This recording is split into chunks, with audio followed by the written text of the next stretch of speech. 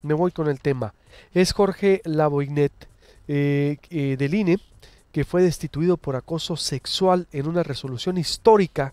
El funcionario fue separado de su cargo después de acusaciones que incluyeron tocamientos lascivos en contra de una trabajadora del órgano electoral.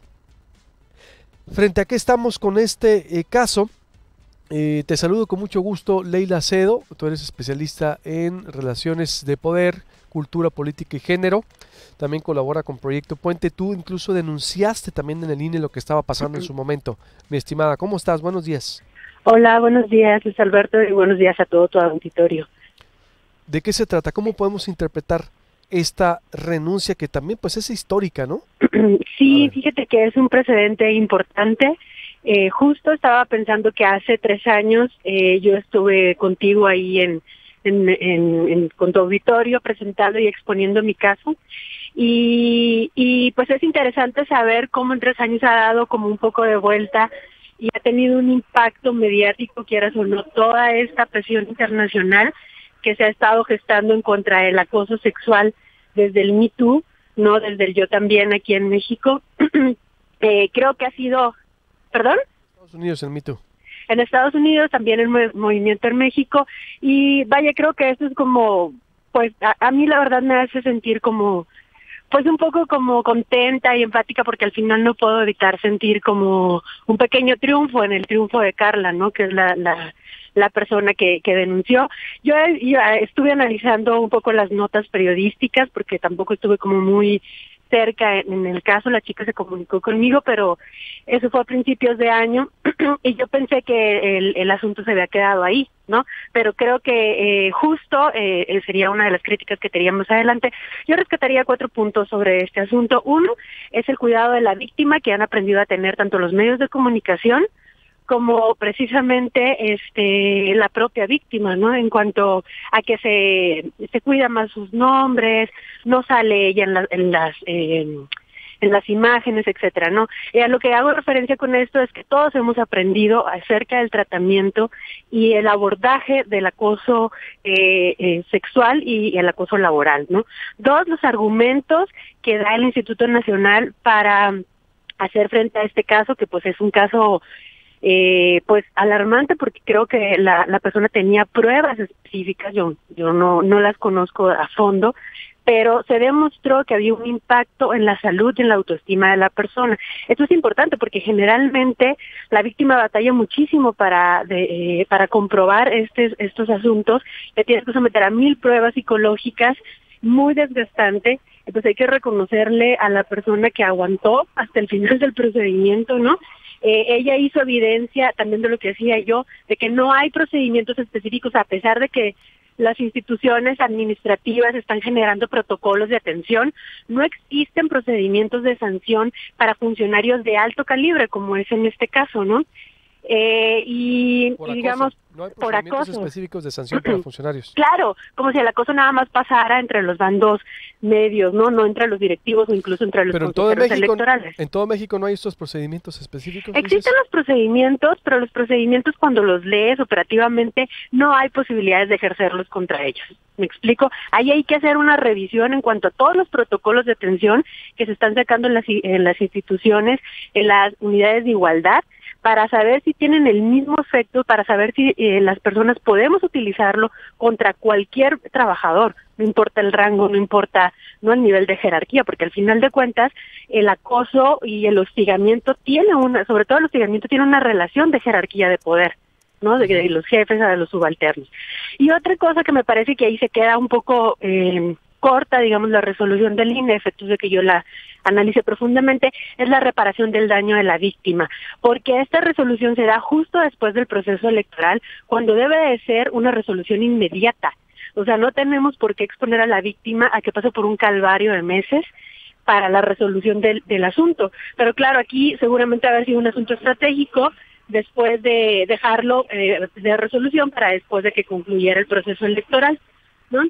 Entonces creo que ahí todavía tenemos mucho que hacer y cuando estoy hablando de reparación de la víctima estoy hablando de que no solamente se le ponga en un lugar de trabajo en donde ella puede estar como digamos un poco más cómoda para efectuar el procedimiento, sino también para lo que viene después. El castigo social que tienen y que tenemos las personas que denunciamos es muy grande, el costo es grandísimo, no solamente en tu repercusión profesional, sino también laboral, ¿no? Entonces ahí debe de haber garantías para que la persona pueda seguir laborando en el espacio que ella considere pertinente sin salir del espectro de sus áreas de profesionalización.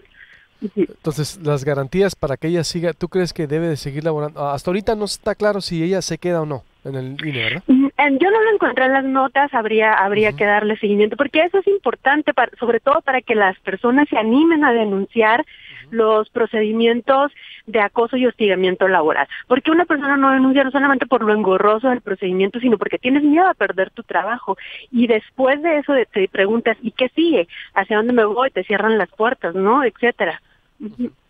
Y ahorita, entonces, sin embargo, es una victoria, ciertamente, pues para todas las víctimas de acoso que en este país es al día en el mundo. Es decir, pues es un mensaje interesante, sobre todo, ¿sabes sí. por qué? Porque justo también en la resolución del instituto no solamente se da una sanción a la persona directamente responsable, sino también a los que lo encubrieron. Creo que también a una persona que trabajaba ahí con esta persona que era como, no sé, su asistente o algo así. Y eso es interesante porque generalmente en las situaciones de acoso o hostigamiento mucha gente se da cuenta, tus compañeros del trabajo lo perciben, ¿no? Y callan y pues al final de cuentas son pues también, ¿cómo se dice? Victimarios, ¿no? En cierto sentido, porque pues están tolerando ese tipo de prácticas. Entonces el mensaje también no es solo para los funcionarios, sino también para la gente que lo tolera o que lo alcahuetea, dirían, ¿no? Aunque, sí. Dime, ¿aunque qué? Aunque, también tenemos que recordar que este fue un caso precedente por el tipo de pruebas que al parecer tenía la persona, ¿no? Hay muchísimos casos en el interior del instituto, y no solo del instituto, sino de la función pública en general, ¿no? Muchísimos casos, sobre todo en el ámbito local, que se quedan digamos, pues que se resuelven en lo corto, ¿no? Con resoluciones que no son gratificantes para la reparación del daño de las víctimas. ¿Cuántas denuncias hay en promedio en el país por acoso, por ejemplo, Leila?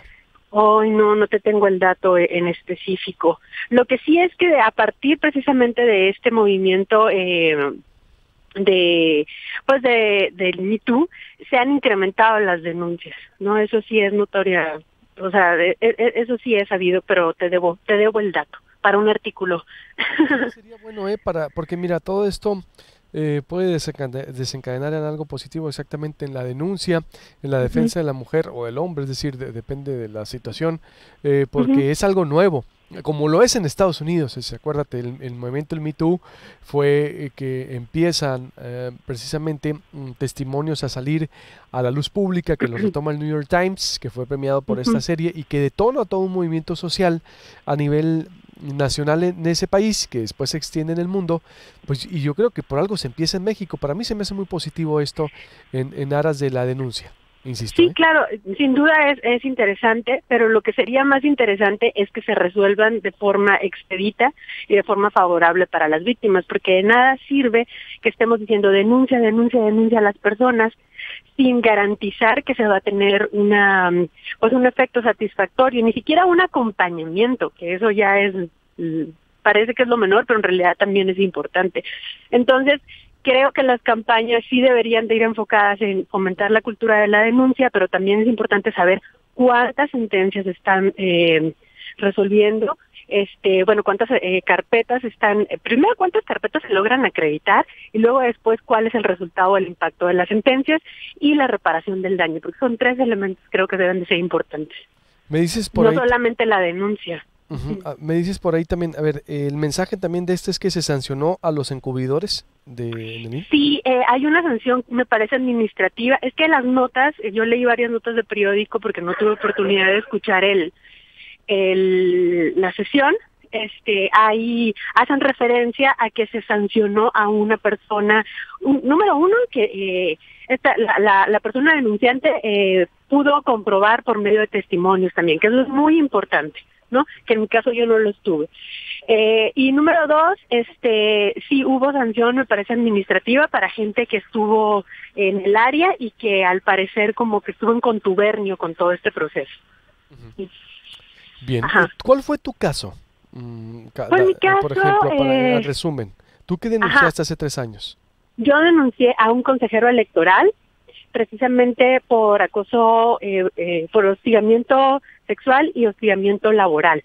Y no es acoso, en este caso también era hostigamiento, igual que la chica de ahora, porque yo era subalterna, él era un consejero electoral y yo era asesora electoral. Uh-huh. Uh-huh. Yo también hice referencia al protocolo de atención al hostigamiento y acoso laboral que se acababa de aprobar, pero en mi caso justo ella también, ni siquiera la unidad de género, que estaba como en ese momento también un poco, pues digamos, como fuera primera denuncia, sí fue como que agarró a todo el mundo de curva, ¿no?